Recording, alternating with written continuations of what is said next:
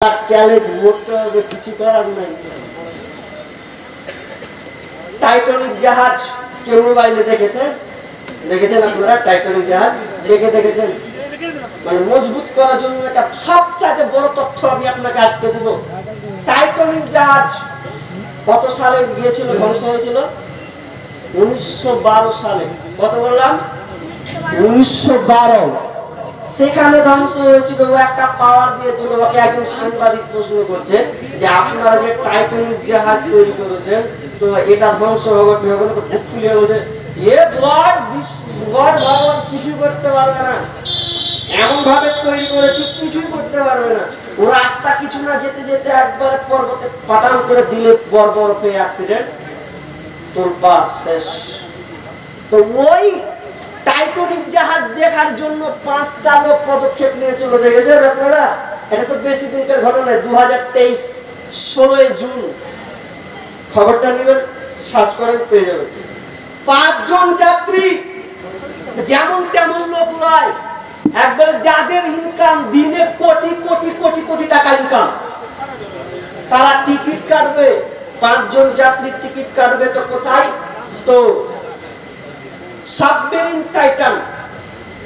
এই সাবমেরিন টাইটানে তারা চাপবে, 5টা যাত্রী নিবে। তো টিকিট কত? ভারত অনুযায়ী কত একটা টিকিটের দাম জানেন? তো একটা টিকিটের দাম মিনিমাম 1.5 থেকে 2 কোটি। একটা টিকিটের দাম 1.5 থেকে 2 কোটি হবে। তো এই একটা টিকিট কাটার জন্য ওরা ধ্বংসলীলা, ধ্বংস দেখতে যাবে কি টাইটানিক, যে ওখানে কোথায় ধ্বংস হয়েছে সেই স্তূপ দেখার জন্য তারা যাচ্ছে 5 জন মিলে। কিন্তু আল্লাহর এখানে চ্যালেঞ্জ আছে। আল্লাহর কত বড় কারিশমা, সারা পৃথিবীকে চ্যালেঞ্জ করেছে। যেখানে যার জায়গার মওতের জায়গা স্থান, ওকে ওখানে আমি নিয়ে যাব। 5 জন আপনার কিনা বড় বড়, 5 জন বড় বড় আপনার কিনা বিজনেসম্যান। তারা সেই বড় বড় বিজনেসম্যান, তারা আপনার কিনা টিকিট কেটেছে 5 জন। এই সাবমেরিন টাইটানে চেপেছে। তারা বেশিক্ষণ যেতে পারেনি, মাত্র 3000 মিটার যখন নিচে গেছে, তারা সঙ্গে সঙ্গে ধ্বংস হয়ে গেছে। তাদের আর কোনো পাত্তা পাওয়া যায়নি, খবর পাওয়া যায়নি। অথচ তারপরে আবার লিখিত দেখলাম ফেসবুকে, সেই দিনই দেখেছিলাম যে তার নিচে আবার 6000 মিটার নিচে এনিফিউনিরি নামে একটা মাছ, এক প্রকার ফিশ মাছ, যার আপনার কিনা দেখতে 4 ইঞ্চি। এই 4 ইঞ্চিওয়ালা মাছ কেমন করে প্রজনন দেয়, বাচ্চা ফোটায়, সেই মাছ 6000 মিটার নিচে থাকে। অথচ তারা 30 মিটার আপনার কিনা 3000 মিটার তার নিচে তারা যেতে পারেনি। আপনার যারা গবেষণাগার, তারা বলেছে তারা পানির চাপে তারা মারা গেছে। আল্লাহ কি কারিশমা! সামান্য 4 ইঞ্চি একগালা মাছ আছে, তো 6000 মানে মিটার নিচে, এতটা নিচে বসবাস করে, ওদের কিছুই হয় না। আর সামনে একটা সাবমেরিন টাইটান একটা জাহাজ গেছে, তো 30 বেশি নয়, 3000 মিটার গেছে, তো ফুটে শেষ হয়ে গেছে চাপে। তো আমার আল্লাহ বলছেন, আমি চ্যালেঞ্জ করে দিয়েছি, আমি জায়গাটা পর্যন্ত আল্লাহ ঠিক করেছি। তাহলে তোমাকে মরতে হবে, তোমার কোনো বাঁচার পথ নাই। আমি আল্লাহ তোমার জায়গাটা পর্যন্ত ঠিক করে রেখেছি। তোমার জায়গাটা এপার ওপার হবে না, এবং আমি আল্লাহ টাইম নির্ধারণ করে রেখেছি। তোমার 1 সেকেন্ড কম হবে না, বেশিও হবে না। এখন ইমলার দানের ব্যাপারে বলে দেবো। টাইম তো আছে, হ্যাঁ চালানো তো চলো। আমি 12টার দিক করে ঠিক আছে, শেষের দিকে ইনশাআল্লাহ শেষের দিকে করুন, আমি পকেটে রাখছি এটা। তো মত এমন একটা বিষয় যে আপনার ভালোবাসার সম্পর্ক কেটে দিবে, রাখবে না। যতই আপনি যাকে ভালোবাসেন, মরে গেলেন আপনার দুনিয়ার সব সম্পর্ক শেষ হয়ে যাবে। মৌতের কত কষ্ট, আপনি মরবেন, এই মৌতের যে কত কষ্ট। একবার মৌতকে একবার কোনোদিন স্মরণ করেছেন? মৌতকে স্মরণ করুন। আল্লাহ সুবহানাহু ওয়া তাআলা বলছেন, কাইফা তাকফুরুনা বিল্লাহি ওয়া কুনতুম আমওয়াতান ফাহিয়াকুম সুম্মা ইউমীতুকুম সুম্মা ইউহয়ীকুম সুম্মা ইলাইহি তুরজাউন। আল্লাহ সুবহানাহু ওয়া তাআলা বলেন, তোমরা কিভাবে আমাকে অস্বীকার করো, কিভাবে তোমরা আমাকে অস্বীকার করলে অথচ তোমরা ছিলে মৃত। এটাকে তুমি একবার চিন্তা করো, স্মরণ করো, ভাবো তুমি ছিলে আগে মৃত এবং তারপরে আমি আল্লাহ তোমাকে মৃত্যু আপনার কিনা মৃত্যু থেকে জীবিত বানালাম। শুধু জীবিত করলাম দুনিয়াতে, রহমের পর থেকে তোমাকে বের করলাম, জীবিত করলাম। এরপর আল্লাহ বলছেন সুম্মা ইউহয়ীকুম সুম্মা ইলাইহি তুরজাউন। আল্লাহ বলছেন আবার তোমাকে মারবো, আবার তোমাকে মরতে হবে, সুম্মা ইলাইহি তুরজাউন, এবং আমার কাছে তোমাদেরকে ফিরে আসতে হবে। একবার মত দিলাম, তাহলে এখানে আল্লাহ সুবহানাহু ওয়া তাআলা বলছেন মত দুইবার, জীবিত দুইবার, মত দুইবার, জীবিত দুইবার। তোমাকে একবার মত ছিলে, দুনিয়াতে এসেছো, হায়াত দিলাম, আবার তুমি মরবে, আবার তোমাকে দাফন করা হবে, দিয়ে আমি আল্লাহ আবার তোমাকে জীবিত করব। বান্দারে একবার স্মরণ কর, স্মরণ কর তো হালাতটা কেমন ছিল। মানুষ যদি মতকে নিয়ে চিন্তা করে, আপনাকে বলছি মত নিয়ে যদি মানুষ চিন্তা করে, তো দুনিয়াতে যত ধরনের মানুষ আছে, ডাক্তার হোক, ইঞ্জিনিয়ার হোক, মাস্টার হোক, প্রফেসর হোক, উকিল হোক, যেই হোক, ও যদি বিচারক হয় তো ইনসাফ করে বিচার করবে যে আমি ভালো হয়ে বিচারটা করি। যদি ডাক্তার হয় তো ডাক্তার হয়ে সে ইনসাফ করে সে মানুষের চিকিৎসা করবে যে আমাকে ভালো করতেই হবে।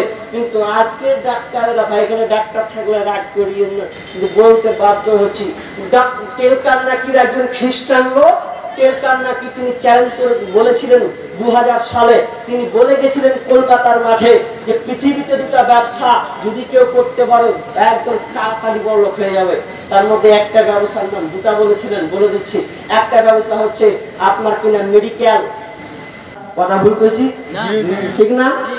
একেবারে বাস্তব অবস্থা, হাল খারাপ। একটা বিষয় সবচাইতে বড় বিষয় মত। মতকে যদি মানুষ স্মরণ করে, একটু ভাবে যে আমি এখন কি অবস্থায় আছি, একটু পরে আমার বাড়ির পাশ থেকে খবর এলো, ওরে আব্দুর রহমান তো নাই রে। একটু আগে গল্প করছিলাম চায়ের দোকানে, বাড়িতে গিয়ে দেখছি আব্দুর রহমান নাই, চলে গেছে।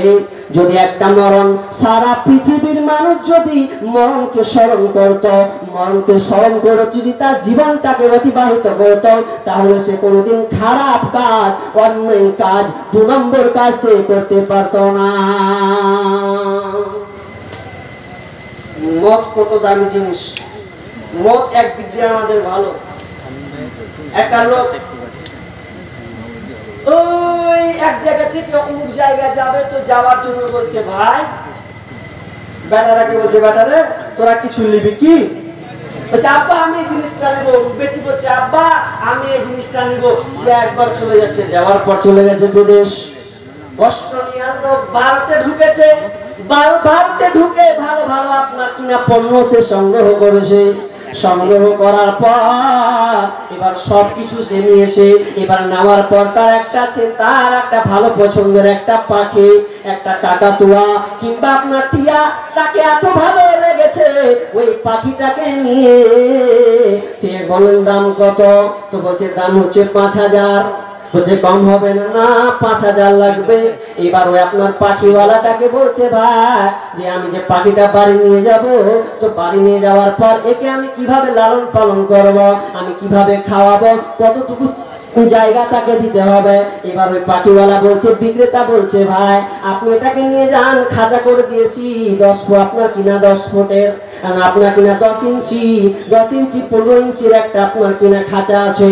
এই খাঁচাতে আপনি ঝুলিয়ে রেখে দেবেন, টাইম মতন ওকে খেতে দেবেন, ও আপনার সামনে থাকবে, কথা বলবে। নিয়ে 5000 টাকা দিয়ে চলে গেল। ভালো করে শুনবেন, গল্পটার মধ্যে কিন্তু জ্ঞান আছে, জানা তা গল্প নয়। এবার যখন নিয়ে নিল, নেওয়ার পরে আবার চলে গেছে বিদেশে। বিদেশে নিয়ে যাওয়ার পর এবার বাড়ি নিয়ে চলে গেছে, টেঙে দিয়েছে। টেঙে দেওয়ার পর ফের আবার 6 মাস পর যাবে, তো 6 মাস পর যা ফেরে যাবে, বেটা কি কিছু লাগবে? আব্বা এটা নিও। মা কিছু লাগবে? এটা নিও।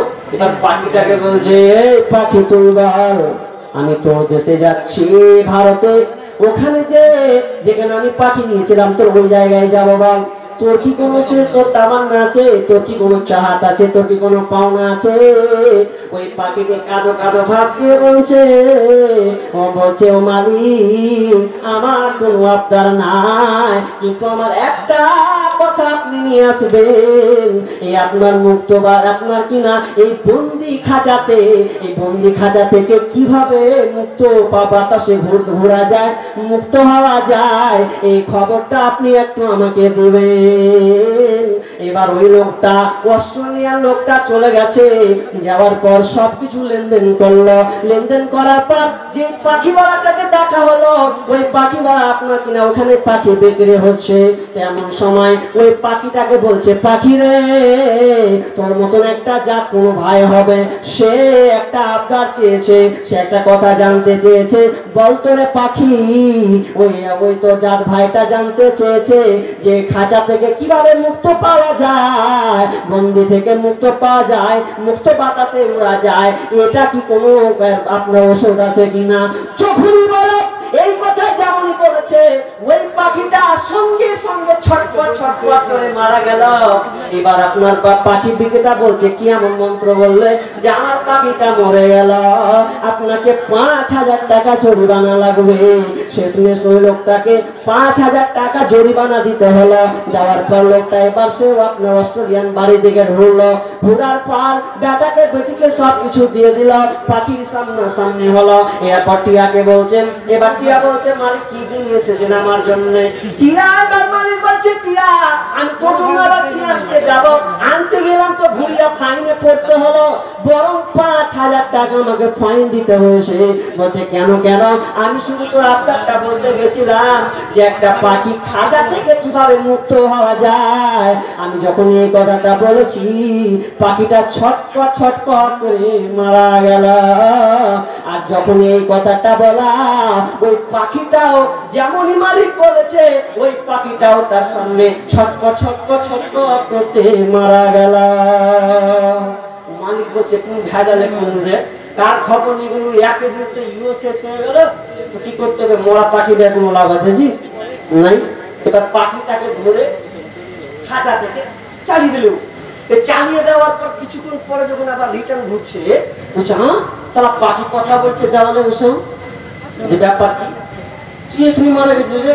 ও হা খেল খেল করে বলছে, আসছে আর বলছে, মালিক, যে আপনি প্রথম পাখি ভারতে গিয়ে আপনি পাখিটাকে জিজ্ঞাসা করেছিলেন যে পাখি রে, তোর একটা জাত ভাই কিভাবে খাঁচা থেকে মুক্ত হওয়া যায়, এজন্য সে জানতে চেয়েছে। তুমি যে পাখিটাকে ফাইন 5,000 টাকা দিয়ে এসেছিলে, ওই পাখিটা কিন্তু মরেনি। ওই পাখিটা অভিনয় করে দেখিয়েছিল যে তুই যদি মৃত্যুর অভিনয় করিস রে, তাহলে তুই এই বন্দি খাঁচা থেকে তুই নিষ্কৃতি পাবে। ওই পাখিটা কিন্তু মরেনি, বরং সে অভিনয় করেছিল। যদি তুই মৃত্যুর ভান করে চলিস, মৃত্যুর ভান দেখাস, তাহলে মালিক তোকে ছেড়ে দেবে। ঠিক তেমনি আমিও মৃত্যুর ভান করতে গেলাম, তো আমি মুক্ত বাতাসে উঠতে থাকলাম। তার মানে এখানে বোঝা যাচ্ছে, পৃথিবীর মানুষরে এই পাখিটার কাছ থেকে তুমি শিক্ষা নাও। পাখি বলতে চাইছে, তুমি মৃত্যুকে নিয়ে যখন জীবন যাপন করবে যে আমাকে মরতে হবে, আর এই নিয়তটা যখন তুমি সব সময় বেঁধে রাখবে, তখন তুমি কোনোদিন খারাপ কাজ করবে না। যতদিন থাকবে তুমি মুক্ত বাতাসে তুমি জীবন যাপন করবে, মৃত্যুর ভান করে তুমি জীবন যাপন করবে, তাহলে তুমি দুনিয়া নাজাত পাবে, আখিরাতে তুমি মুক্তি পাবে।